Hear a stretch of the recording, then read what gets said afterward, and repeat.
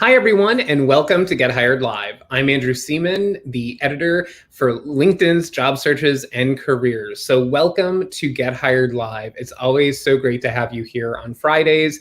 We love talking about what we can do to help everyone in the job market. So please start by introducing yourself in the comments, because one of the best things that I get from people after these shows is that people are able to connect with each other. So tell us a little bit about yourself. Tell us a little bit about your job search and a little bit about what's going on with your career. So maybe you're looking to move into a new field. Maybe you're literally looking to move to a new area.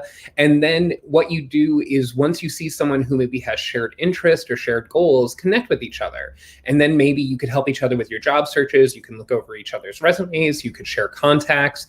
There's a lot of help that can be done just through helping each other with your job search. And actually, there's been research shown that people who job search together end up finding work faster. And obviously, networking is the cornerstone of a successful job search. So what better time to start than right now? And we have so many people joining us in the stream. You're already starting to introduce yourselves. We have Tanya from Jacksonville, Florida, Kesha from New York, Jack from Detroit, Herman from Holland, Carlos from Michigan, and I see Franz from Haiti, Dolores from Dallas, Texas, Rebecca from Connecticut, and Jean-Luc from France. So we have so many people joining us from all over the world. Keep introducing yourselves, and also keep telling us what questions you have about your job search, because we're going to be taking those in just a little bit.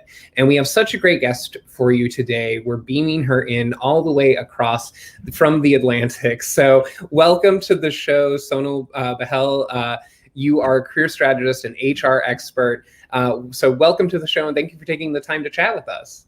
Thank you for having me. I am ecstatic to be here. Yes, and so Sonal, can you tell us a little bit about the topic that we're going to discuss today, which is salary negotiation? And I think this is one of the things that people get tripped up all the time with their job search. So why do you think people end up sort of, having anxiety about this and end up sort of, tripping up on this question? Yes. First of all, I want to give the disclaimer that salary negotiation is a topic which you will get a lot of advice on from a lot of different people.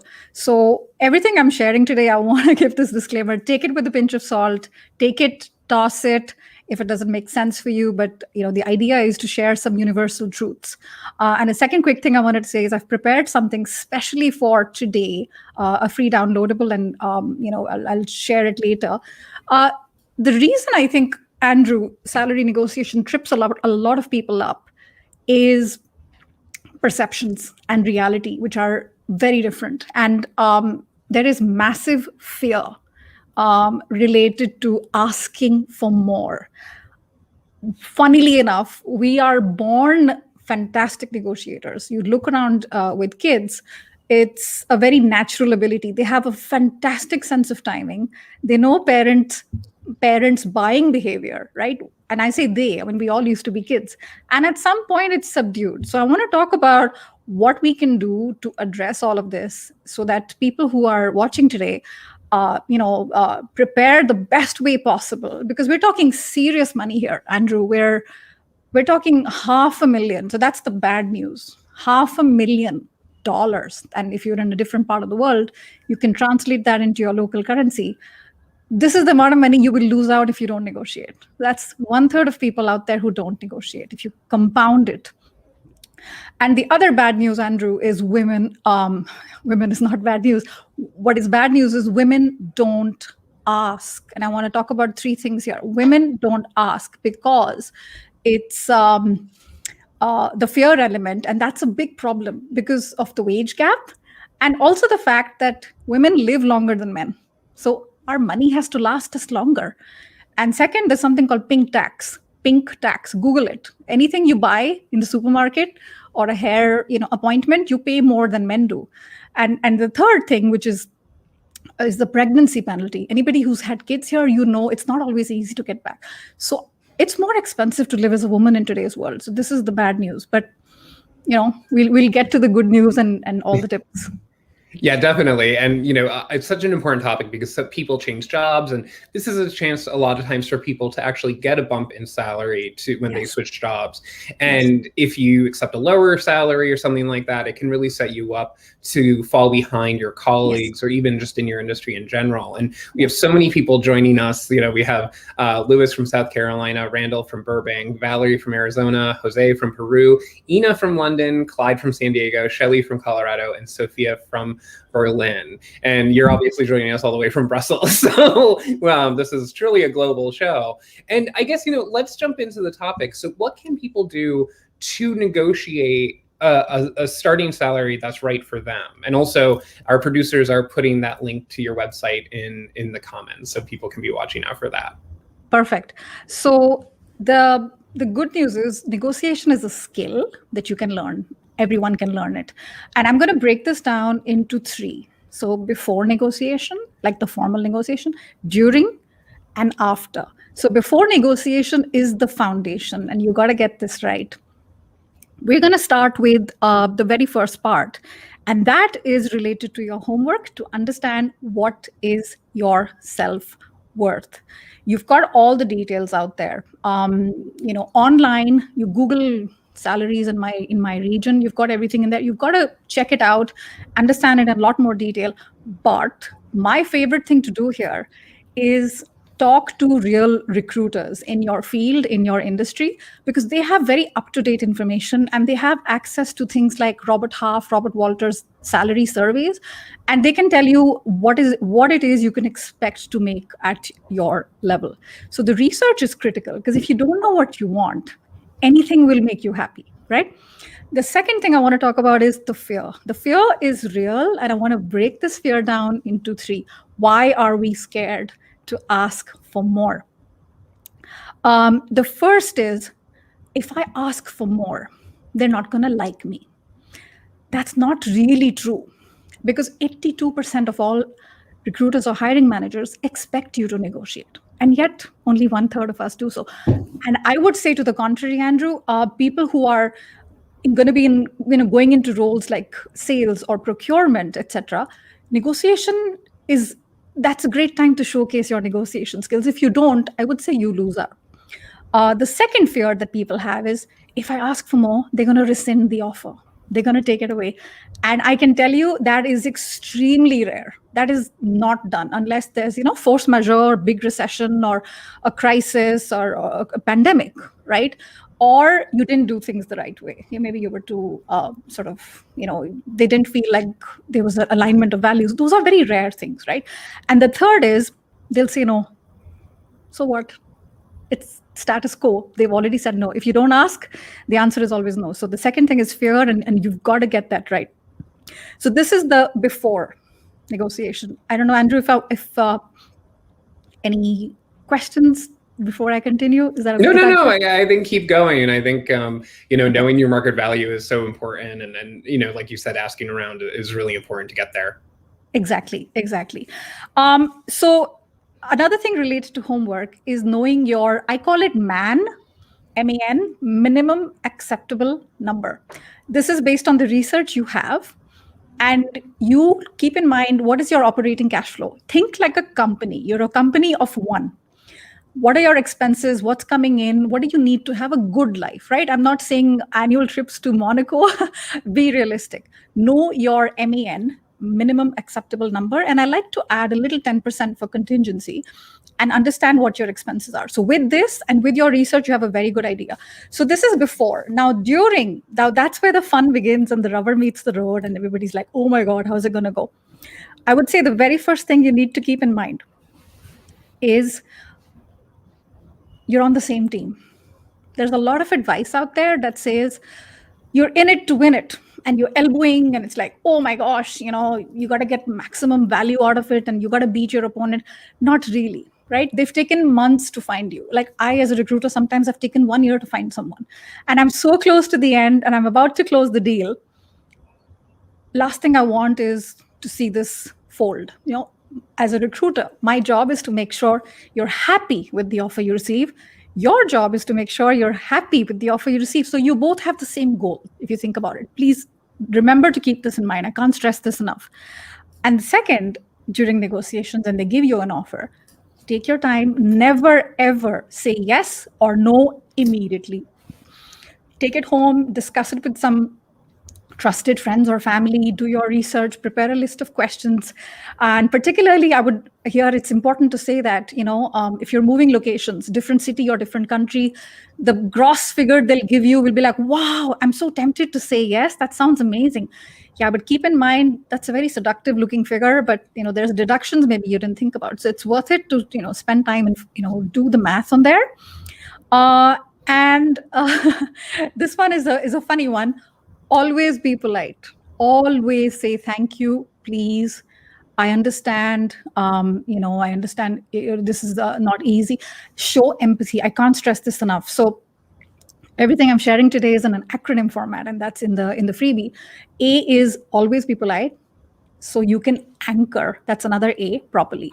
And here, Andrew, I want to give an example of kids, because kids are amazing at this. And a few days ago, my 8-year-old, this is a funny story, my 8-year-old goes to my husband and says, Dad, I would love this lightsaber, and it glows in the dark. It's amazing. I got to have it. My husband's like, okay, let's check it out. He went to Amazon, and it's $200. I'm like, my husband's like, eyes popped out. They're like, yeah, we're not getting that. Yeah, I know there's another one for 20. My husband's like, it's going to break in 2 days. And then he said, actually there's a $2 skin, which I want for my latest game. So when it comes to anchoring, they just know. So, you start at a sort of higher amount, which will be comfortable, but you've built contingencies. So take the example of kids, because we always tell kids, you will get it if you ask nicely. What's the magic word? Please. So we got to remember that as grown-ups as well. So yeah. That's a really good idea. Yeah. And we have so many people asking questions about salaries here. And we have some people here talking about negotiating salaries. And actually we have someone who said that they actually had an offer rescinded when they tried to negotiate the salary. That's not common, is it? It is not common. And if that person could explain why it was rescinded, because that's important. This is rare, but there's maybe things there that we don't know about. There's layers, below the surface, or somebody, wasn't expecting it, or maybe they don't have a nice culture. I don't know. You never know. Worth investigating. Yeah. And then we have a question here also from Mark, and I think this is a good one. And a lot of people run into this where Mark says, if you're told that the pay is set by corporate, do you accept that at face value or push back? Because sometimes there will be an offer that says this is an offer and it's non-negotiable. Take it or leave it. That's a fantastic question, Mark. And I think that it comes down to the companies. Some companies, for example, nonprofit or startups, the salaries are public, right? So it's given. And you can't negotiate because it's going to affect the internal parity and equity of the rest of the team members. So I have a solution for that. And that's one of the tips I was coming to, is everything is negotiable. Everything. And if you are not sure, if they're not going to accept it, try the bonus. Try, learning opportunities. Try a better title, a corner office. Flexible working hours. There's no end. If you're going to be moving, can they pay for housing? Can they pay for the entire relocation? Can they pay for your kids' schooling, childcare? My husband or wife has to learn a new language. We're going to France. Can they pay for my commuting? Can they pay for what is the other thing I was going to say? Lunch. Everything matters, and there is no end. And I've got all those written down in the freebie. But honestly, sky's the limit. You've got to ask. You got to ask nicely. And if the answer is no, it's no. But at least you asked, right? I just respect myself a little more.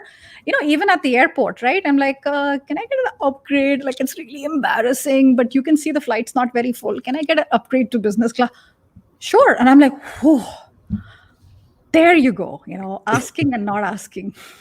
Yeah, and actually, I've heard, and I wish I remember who told me the story, but they had someone who actually negotiated that in their, as part of the deal for them signing on, is that they got one lunch every month with a C-suite executive at the company. And what happened was they ended up forming a really good bond with some of the executives, even though that they were a lower level employee, and it really helped with their promotion. So that was actually in the hiring agreement, that they got to have lunch once a month with sort of a high level manager. And then pretty soon they were able to climb the ranks because they had those power brokers as connections. So it was actually, so that's something else that shows, it is negotiable. It's beautiful what you just said, because the beauty of this is it comes down to what you value. If you value promotion, mobility, that's a great example.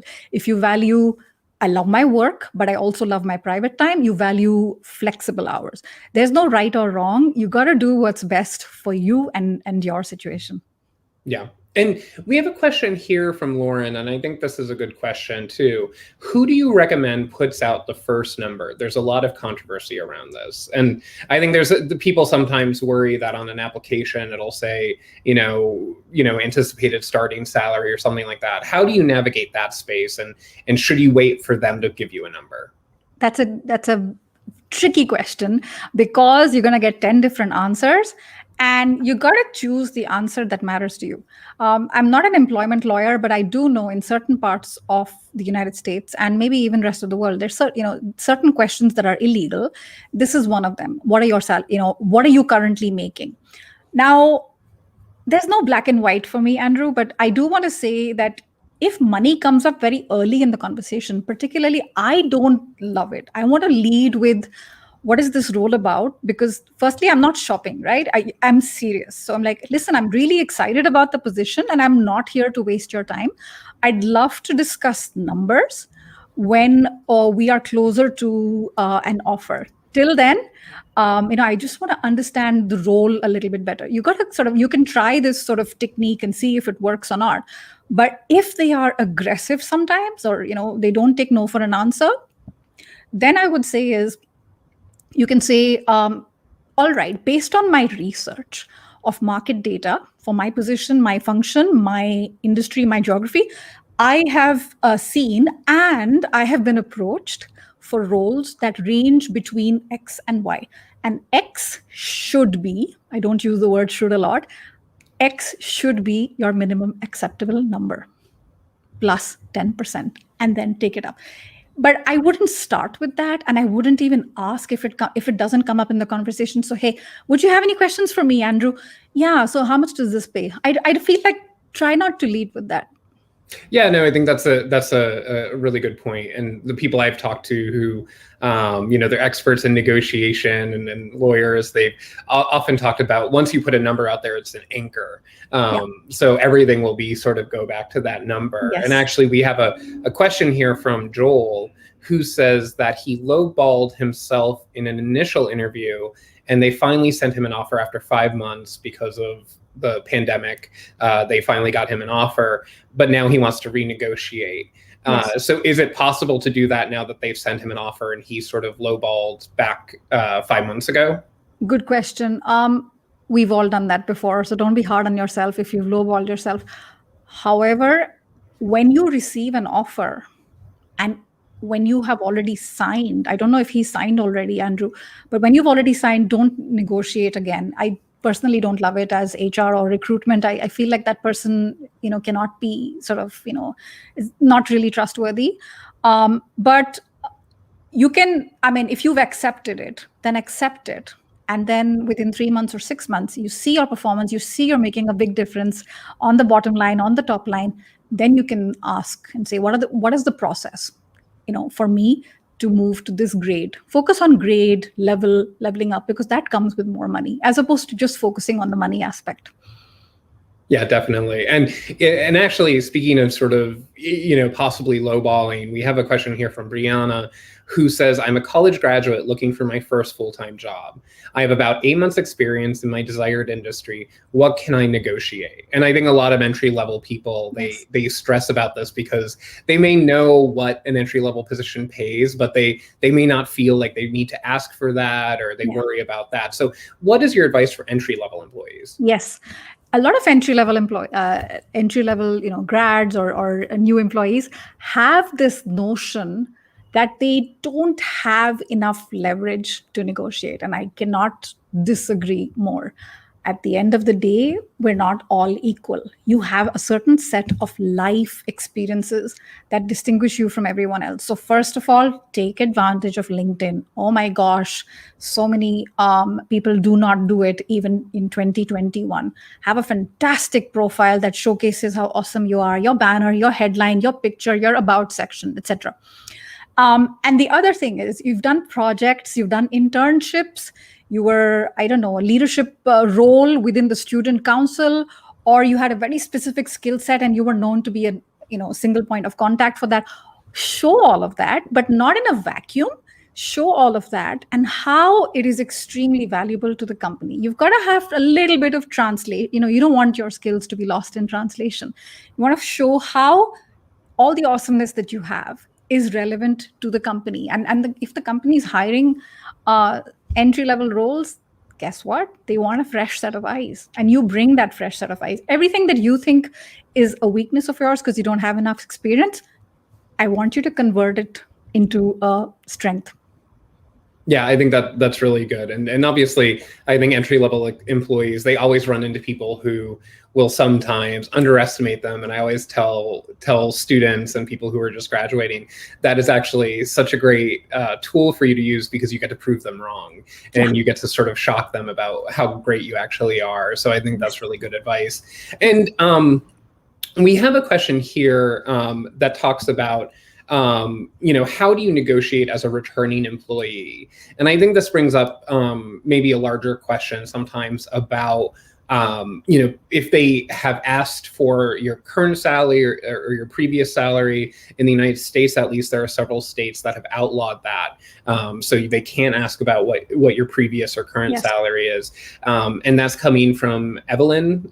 She's wondering, what do you do as a returning employee? And obviously, what do you do if they ask what your current salary is? So, Evelyn, it comes down to what you're comfortable with, right? And if it's illegal, then, you can say that actually, for example, I'll give you an example. You are not allowed to ask about marital status, children. It's the same thing. It's very irrelevant. So one thing you can say is, okay, thank you for asking. Can you help me understand what made you ask that question? You got to sort of put it back in their court, right? Now, it comes down to what you're comfortable with. If you're comfortable with it, share the number. And I know this is a little bit controversial, but if you've been on a higher side, share the number so they have an idea. If you've been on the lower side, the issue is not that you're sharing it. The issue is, I'm sorry to say this, slimy recruiters who are going to squeeze every last penny and give you the lowest possible. That's very short-term thinking, and I'm going to vent here for 20 seconds because this has an impact later. Because when these people will join, we're like, I'm having a beer with Jim and Mark at the bar, and I'm like, what? They're making 100 and I'm at 70K? What on earth?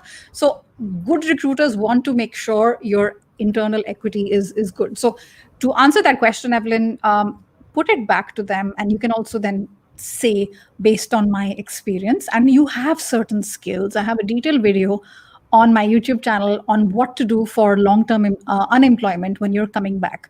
And I don't want to get into the details here, but there is a way that you can convert this so-called weakness of yours. If you do a SWOT analysis in corporate, SWOT, SWOT analysis, how can you convert the fact that you have a gap in your resume into a strength, into an opportunity, and address the threat?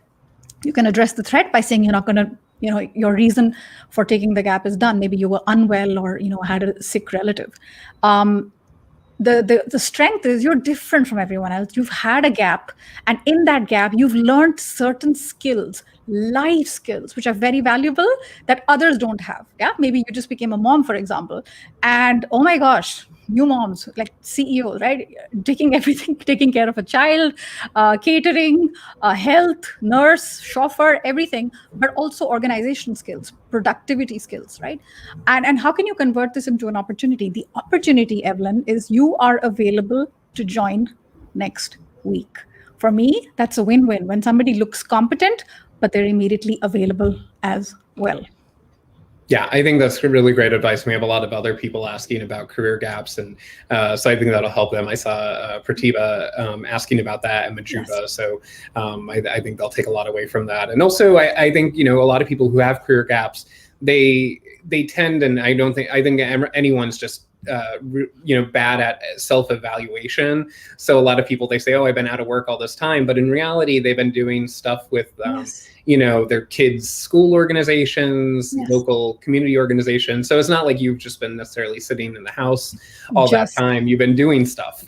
Yeah, and the attitude has to change, Andrew. I've been on a break, so I'm less than you. That has to change because you've been doing things which are amazing, and you've got to show that as a strength because volunteer work, etc.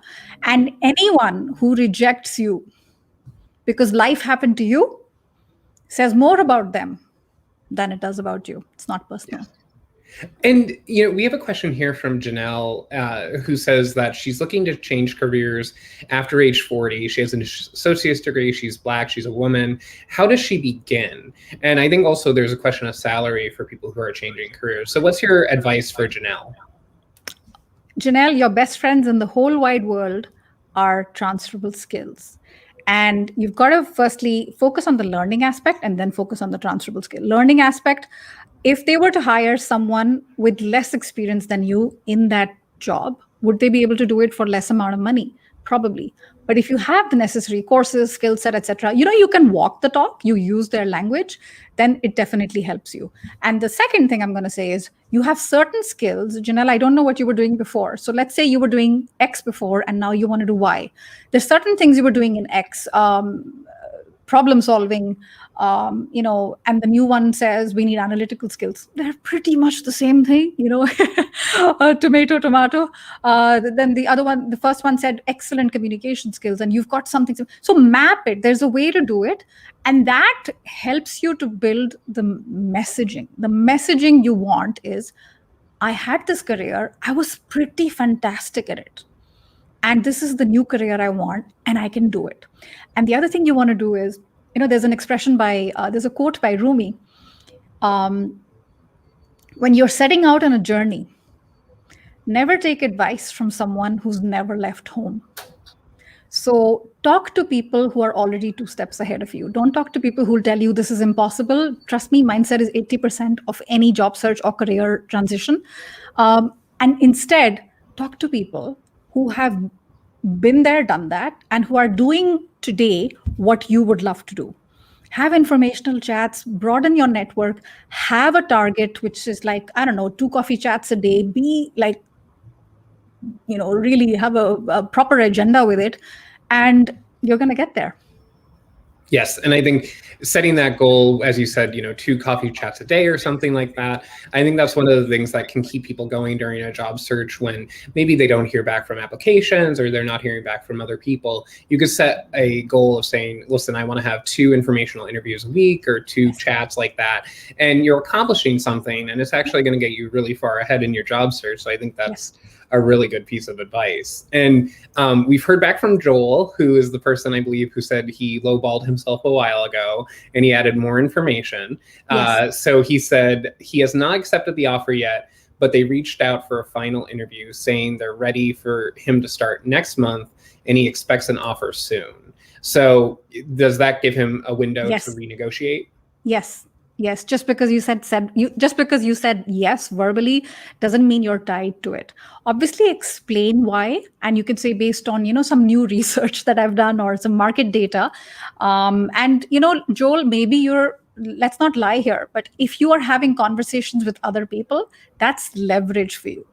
So take advantage of that as well, and not hold it on their head like some sort of threat, but that makes you look more desirable. And the combination of scarcity and urgency, they're expecting me to join. If you have that definitely helps. That's the oldest trick in buyer psychology.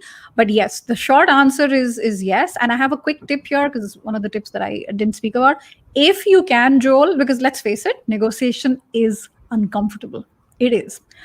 If you can, try and do the negotiation on a Thursday. That's a very weird thing, but there's research out there that says when you do negotiation on a Thursday, people are in more of a giving mood because they want it to be over before their weekend even begins.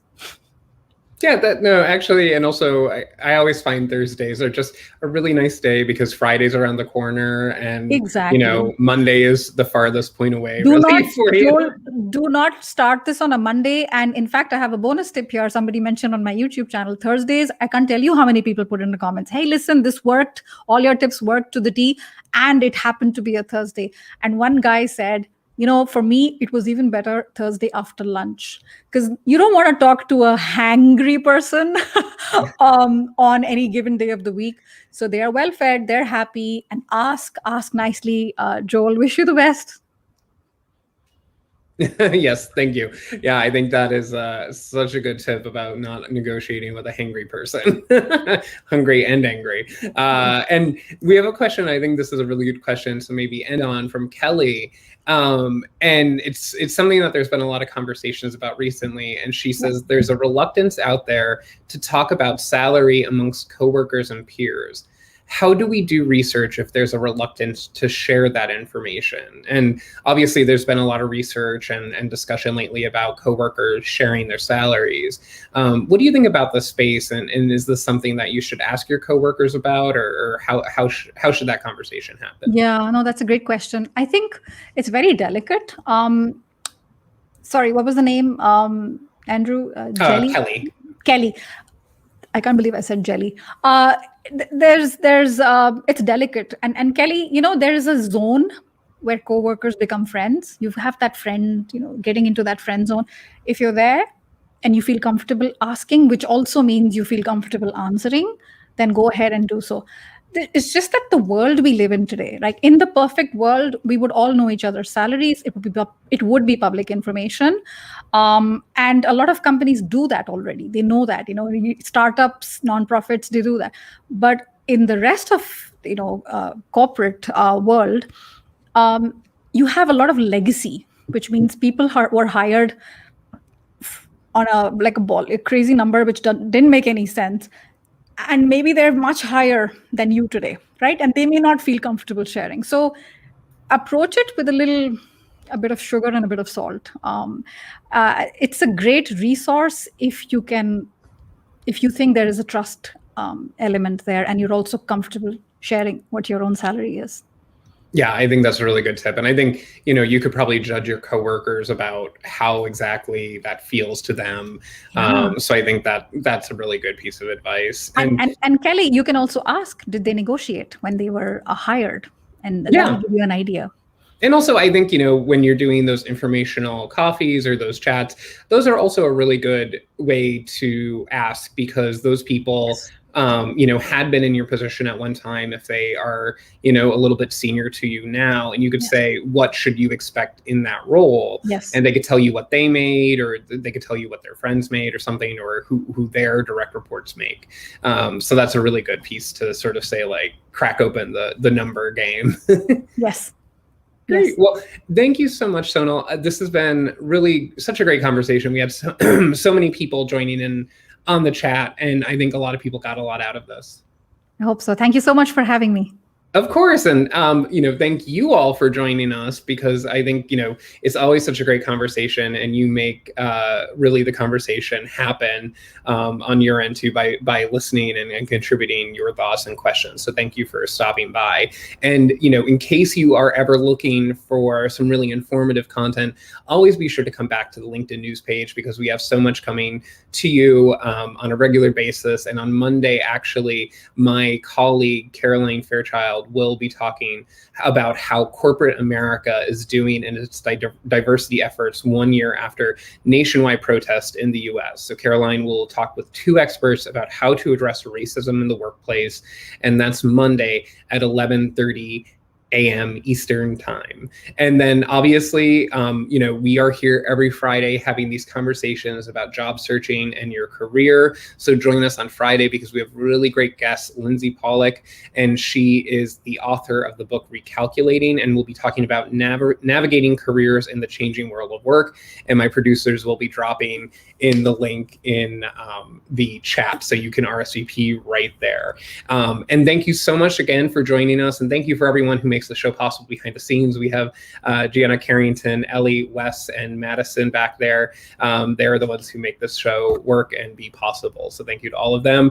And thank you to you again. Have a wonderful week. I will see you next week. And remember to take care of yourself. You can only be a good candidate. You can only get hired if you're well enough to do so. So until next week, best of luck.